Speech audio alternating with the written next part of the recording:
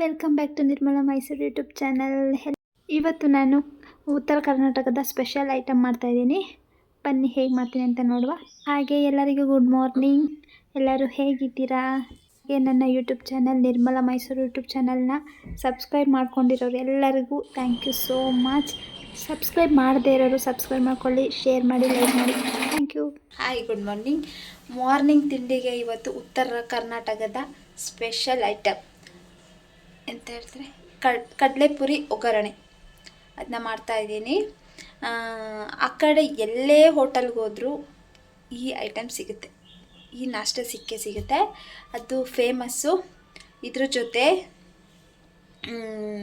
ಬಜ್ಜಿ, ಮೆಣಸಿನ್ಕಾಯಿ ಬಜ್ಜಿ ಇದ್ದರೆ ಮಾತ್ರ ಮಸ್ತ್ ಇರುತ್ತೆ.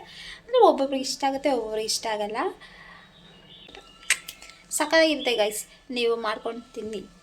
ಆದರೆ ಒಬ್ಬೊಬ್ರಿಗೆ ಇಷ್ಟ ಆಗಲ್ಲ, ಯಾಕಂದರೆ ಈ ಕಡೆನೇ ಬೇರೆ ಥರ ಇದೆ. ಇದು ಕಡಲೆಪುರಿ ಚಿತ್ರಾನ್ನ ಥರ ಫೀಲ್ ಆಗುತ್ತೆ. ಒಗ್ಗರಣೆಗೆ 2 ಆನಿಯನ್ನು, 4 ಹಸಿಮೆಣಸಿನ್ಕಾಯಿ, ಹಾಗೆ 1 ಟೊಮೊಟೊ, ಹಾಗೆ 2 ಲೀಟ್ರು ಕಡಲೆಪುರಿ ತೊಗೊಂಡಿದ್ದೀನಿ. ಆಮೇಲೆ ಕಡಲೆನ ಪೌಡ್ರ್ ಮಾಡಿ ಇಟ್ಕೊಂಡಿದ್ದೀನಿ. ಇದು ಮಸ್ಟ್ ಆ್ಯಂಡ್ ಶುಡ್, ಇದಿದ್ರೇ ರುಚಿ ಬರೋದು. ಲಾಸ್ಟಲ್ಲಿ ಫ್ಲೇವರ್ ಇದರಿಂದನೇ ಬರೋದು, ಇದನ್ನು ಮಿಸ್ ಮಾಡಬಾರ್ದು. ಓಕೆ, ಇಷ್ಟು ಐಟಮ್ಸ್ ಇಷ್ಟಿದ್ರೆ ಮಾಡ್ಬೋದು ಅಷ್ಟೇ. ಪುರಿನ ತೊಳ್ಕೊಬೇಕು. ಸೇಮ್ ಹೇಗೆ ನಾವು ಅವಲಕ್ಕಿನ ಸ್ವಲ್ಪ ಹುಣಿ ಹಾಕ್ತೀವೋ ಹಾಗೆಯೇ ಅದನ್ನು ಸ್ವಲ್ಪ ಹುಣಿ ಹಾಕಬೇಕು. ಹುಣಿ ಹಾಕಿ 1-2 ನಿಮಿಷ ಸಾಕು ಅಷ್ಟೇ, ಜಾಸ್ತಿ ಹುಣಿ ಹಾಕಬಾರ್ದು. ಹಾಗೆ ಆಮೇಲೆ ಜಾಸ್ತಿ ನೀರಿನ ಅಂಶ ಇರಬಾರ್ದು. ತೊಳೆದಾದ್ಮೇಲೆ ನೀರಿನ ಅಂಶ ಇರಬಾರ್ದು. ಆ ಥರ ಸ್ವಲ್ಪ ಗಟ್ಟಿಯಾಗಿ ತಗೋಬೇಕು. ಇದನ್ನು ನಮ್ಮಪ್ಪ ಜಾಸ್ತಿ ಅಂದರೆ ನಮ್ಮಪ್ಪನೇ ಸಂಡೇಸ್ ಎಲ್ಲ ನಮ್ಮಪ್ಪನೇ ಅಡುಗೆ ಮಾಡ್ತಾಯಿದ್ದಿದ್ದು ನಮ್ಮ ಮನೇಲಿ. ಆವಾಗ ಜಾಸ್ತಿ ನಾವು ಇದನ್ನೇ ಮಾಡ್ಕೊಡ್ತಿದ್ರು ನಮ್ಮಪ್ಪ. ಇದು ಮತ್ತು ಇದ್ರ ಜೊತೆ ಕಾಂಬಿನೇಷನ್ಗೆ ಬಜ್ಜಿ, ಮೆಣಸಿನ್ಕಾಯಿ ಬಜ್ಜಿ ಎವ್ರಿ ಸಂಡೇ ಇರ್ತಿತ್ತು.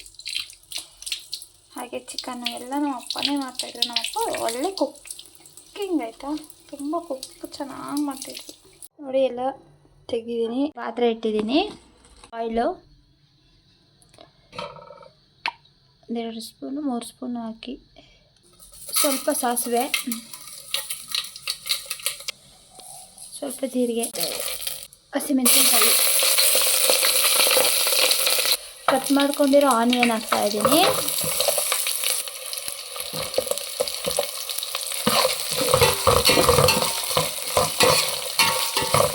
ಚೆನ್ನಾಗಿ ಫ್ರೈ ಮಾಡ್ಕೊಬೇಕು.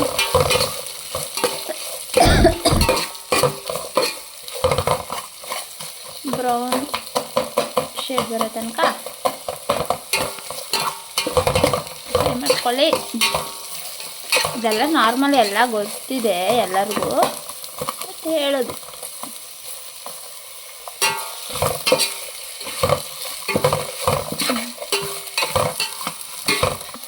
ನನಗೆ ರೀಲ್ಸ್ ಮಾಡೋದು, ಈ ವಿಡಿಯೋಸ್ ಮಾಡೋದು ಎಲ್ಲ ತುಂಬ ಹುಚ್ಚು ಗಾಯ್ಸ್. ತುಂಬ ಅಂದರೆ ತುಂಬ ಇಷ್ಟ. ಆವಾಗಿಂದನೂ ಅಷ್ಟೇ, 2019 ನಾನು ಟಿಕ್ಟಾಕಿಂದನೂ ನನಗೆ ಆವಾಗಿಂದನೂ ಕ್ರೇಜು.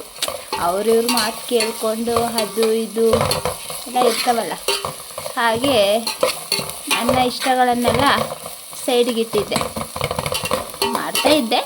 ಬಟ್ ಎಲ್ಲ ಯೂಟ್ಯೂಬು ಇನ್ನೆಲ್ಲ ಆವಾಗಿಂದನೇ ಮಾಡಿದರೆ ಎಷ್ಟು ಯೂಸ್ ಆಗ್ತಿತ್ತಂತ ಈಗ ಫೀಲ್ ಮಾಡ್ಕೋತೀನಿ ನಾನು. ನಿಮಗೂ ಏನಾದರೂ ಆಸೆಗಳಿದ್ದರೆ ದಯವಿಟ್ಟು ಮಾಡಿ. ಅವರು ಇವರಿಗೋಸ್ಕರ ಏನನ್ನು ಬಿಡೋಕ್ಕೆ ಹೋಗಬೇಡಿ. ನಿಮಗೇನು ಇಷ್ಟನೋ ಅದನ್ನು ಮಾಡಿದ್ರೆ ಮಾತ್ರ ನಿಮಗೆ ಮುಂದೆ ಸ್ಯಾಟಿಸ್ಫ್ಯಾಕ್ಷನ್ ಇರುತ್ತೆ. ಯಪ್ಪ ಅದು ಮಾಡಿಲ್ಲ ಅಲ್ಲ ಅನ್ನೋಕ್ವರೆಗೂ ಮಾತ್ರ ಯಾವತ್ತೂ ಬರಬಾರ್ದಂತೆ. ಆಸೆಗಳನ್ನು ಕಟ್ಟಿಡಬಾರ್ದು.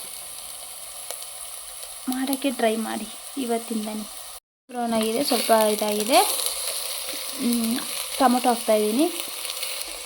ಇದನ್ನು ಚೆನ್ನಾಗಿ ಫ್ರೈ ಮಾಡ್ಕೋಬೇಕು.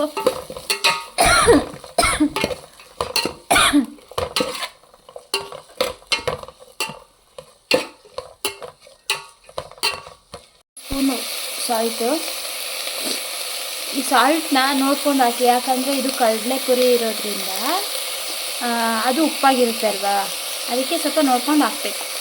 ಈಗ ಎಷ್ಟು ಜನ ಯೂಟ್ಯೂಬರ್ಸ್ ಇದ್ದಾರೆ ಅಂದರೆ ನಾವು ಯಾವುದೋ ಕಾಲದಲ್ಲಿ ಸ್ಟಾರ್ಟ್ ಮಾಡಿದರೆ ಇವಾಗ ಎಷ್ಟು ಚೆನ್ನಾಗಿರ್ತಿದ್ವಲ್ಲ ಅಂತ ಅನಿಸುತ್ತೆ ಒಂದೊಂದು ಟೈಮು.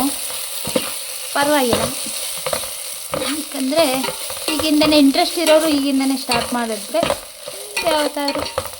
ಆದರೆ ಡೈಲಿ ಹಾಕಬೇಕು ಗೈಸ್, ನಂತರ ಅಪರೂಪಕ್ಕೆ ಹಾಕಿದ್ರೆ ಏನೂ ವರ್ಕ್ ಆಗೋಲ್ಲ. ಡೈಲಿ ಒಂದೊಂದಾದರೂ ಹಾಕಬೇಕು, ಬಟ್ ನನಗೆ ಟೈಮ್ ಇರಲ್ಲ, ಸೊ ಹಾಕೋಕ್ಕಾಗಲ್ಲ. ಮತ್ತು ಹಂಗೆ ಎಡಿಟು ನಾನೇ ಮಾಡಬೇಕು, ವಿಡಿಯೋ ಇಟ್ಕೊಳ್ಳೋದು ನಾನೇ ಇಟ್ಕೋಬೇಕು ಅಂದರೆ ಸ್ವಲ್ಪ ಕಷ್ಟ ಆಗುತ್ತೆ. I will try. ಆದರೆ ಈ ವರ್ಷದಿಂದ ಸ್ಟಾರ್ಟ್ ಮಾಡೋಣ ಜಾಸ್ತಿ ಅಂತ ಅಂದ್ಕೊಂಡಿದ್ದೀನಿ. ನೀವೆಲ್ಲ ಸಪೋರ್ಟ್ ಬೇಕು, ದಯವಿಟ್ಟು ಸಪೋರ್ಟ್ ಮಾಡಿ. ಕಡಲೆಪುರಿ ಮಾಡ್ತಾ ಇದ್ದೀನಿ, ಒಂದು ನಿಮಿಷ ಹಾಕ್ತೆ. ಚೆನ್ನಾಗಿ ಮಿಕ್ಸ್ ಮಾಡ್ಕೊತೀನಿ. ನೋಡಿ, ಚೆನ್ನಾಗಿ ಫ್ರೈ ಮಾಡಿಕೊಂಡೆ. ಈಗ ನೋಡಿ, ಸೇಮ್ ಅವಲಕ್ಕಿ ಉಪ್ಪಿಟ್ಟು ಆರ್ ಲೆಮನ್ ರೈಸ್ ಥರ ಇಲ್ವಾ, ಇಷ್ಟೇ ಗೈಸ್. ಇದನ್ನು ಸ್ವಲ್ಪ ಬೇಯಿಸ್ಕೊಂಡು ಲಾಸ್ಟಲ್ಲಿ ನಾನು ಇಂಪಾರ್ಟೆಂಟ್ ಅಂತ ಹೇಳಿದ್ನಲ್ಲ, ಅದನ್ನು ಹಾಕಿದ್ರೆ ಮುಗಿಯಿತು ಅಷ್ಟೆ. ಇದು ನೀರಲ್ಲಿ ಸ್ವಲ್ಪ ನೆಂದಿರುತ್ತೆ ಅಲ್ಲ, ಅದು ಸ್ವಲ್ಪ ಸಾಫ್ಟಾಗಿರುತ್ತೆ. 2-3 ಮಿನಿಟ್ಸ್ ಹಾಕಬೇಕಷ್ಟೇ. ಯಾಕಂದರೆ ಜಾಸ್ತಿ ಉನಿ ಹಾಕಿದ್ರೆ ಕಡಲೆಪುರಿ ಒಂಥರ ಮುದ್ದೆ ಥರ ಆಗಿಬಿಡುತ್ತೆ. ಮುದ್ದೆ ಥರ ಆದರೆ ಚೆನ್ನಾಗಿರಲ್ಲ.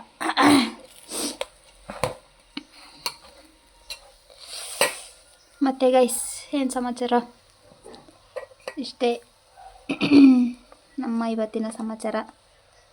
ನಾನು ಮತ್ತೆ ಡ್ಯೂಟಿಗೆ ಹೋಗಬೇಕು. ಇವಾಗ 7:30 ಆಗಿದೆ. ಮಾರ್ನಿಂಗ್ ನಾಷ್ಟಕ್ಕೆ ನಾನು ಮಾಡಿಕೊಂಡು ನಿಮಗೂ ತೋರಿಸೋಣ ಅಂತ ಹೇಳಿ ಮಾಡಿದೆ. ನಿಜವಾಗ್ಲೂ ಇದನ್ನು ಟ್ರೈ ಮಾಡಿ, ನಿಜವಾಗ್ಲೂ ನಿಮ್ಗೆ ಇಷ್ಟ ಆಗುತ್ತೆ. ಆದರೆ ಎಲ್ಲರಿಗೂ ಇಷ್ಟ ಆಗಲ್ಲ, ಸ್ವಲ್ಪ ಜನಕ್ಕೆ ಇಷ್ಟ ಆಗುತ್ತೆ.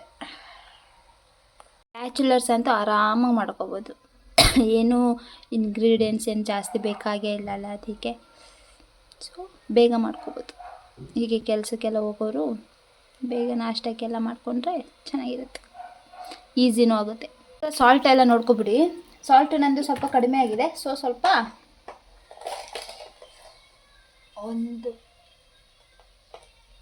ಸ್ವಲ್ಪ ಹಾಕ್ತೀನಿ. ಕಡಲೆ ಮಿಕ್ಸ್ ಮಾಡ್ಕೊಂಡಿಟ್ಟಿದ್ವಲ್ಲ, ಮಿಕ್ಸಿಲಿ ಆಡಿಸ್ಕೊಂಡಿಟ್ಟಿದ್ವಲ್ಲ, ಅದನ್ನು ಹಾಕಬೇಕು. ಸ್ಟವೆಲ್ಲ ಆಫ್ ಮಾಡಿದ್ಮೇಲೂ ಹಾಕ್ಬೋದು, ಇಲ್ಲ ಹಂಗೇನೂ ಹಾಕ್ಬೋದು. ನಾನು ಸ್ಟವ್ ಆಫ್ ಮಾಡ್ಕೊಂಡು ಹಾಕ್ತಿದ್ದೀನಿ. ಎಷ್ಟು ಬೇಕೋ ನೋಡಿಕೊಂಡು ಹಾಕಿ. ನಾನು ಫಸ್ಟು 3 ಸ್ಪೂನ್ ಹಾಕ್ತಿದ್ದೀನಿ. ಇದನ್ನೇ ಚೆನ್ನಾಗಿ ಮಿಕ್ಸ್ ಮಾಡ್ಕೋಬೇಕು. ಚೆನ್ನಾಗಿ ಮಿಕ್ಸ್ ಮಾಡ್ಕೊಂಡಿದ್ದೀನಿ. ಫೈನಲಿ ಬಾಕ್ಸ್ಗೂ ಹಾಕ್ಕೊಂಡೆ. ಇಷ್ಟೇ ಗೈಸ್, ಮಾಡ್ಕೊತೀನಿ. ನಿಜವಾಗ್ಲೂ ಚೆನ್ನಾಗಿರುತ್ತೆ. ಬ್ಯಾಚುಲರ್ಸ್ಗಂತೂ ತುಂಬ ಯೂಸ್ ಆಗುತ್ತೆ. ಮೆಣಸಿನಕಾಯಿ ಬಜ್ಜಿ ಇದ್ದರೆ ಮಾತ್ರ ಅಲ್ಟಿ ಟೇಸ್ಟ್, ಚೆನ್ನಾಗಿರುತ್ತೆ. ಮಾಡಿ. ಉತ್ತರ ಕರ್ನಾಟಕ ಸೈಡ್ ಏನಾದರೂ ಹೋದರೆ ಹೋಟೆಲಲ್ಲಿ ನಂಗೆ ಇಷ್ಟ ಆಗಲ್ಲ, ಬಟ್ ಹೋಟೆಲಲ್ಲಿ ನಿಮ್ಗೆ ಏನಾದರೂ ಇಷ್ಟ ಆದರೆ ತಿಂದು ನೋಡಿ. ನನ್ನ ವಿಡಿಯೋಸ್ನ ಯಾರ್ಯಾರು ಲೈಕ್ ಮಾಡ್ತೀರಾ ಅವ್ರಿಗೆಲ್ಲ ಥ್ಯಾಂಕ್ ಯು ಸೋ ಮಚ್. ಇಷ್ಟಪಟ್ಟು ನೋಡೋರಿಗೆ, ಸಬ್ಸ್ಕ್ರೈಬ್ ಮಾಡ್ಕೊಂಡಿರೋರಿಗೆ ಥ್ಯಾಂಕ್ ಯು. ಹೀಗೆ ಸಪೋರ್ಟ್ ಸಿಗುವ.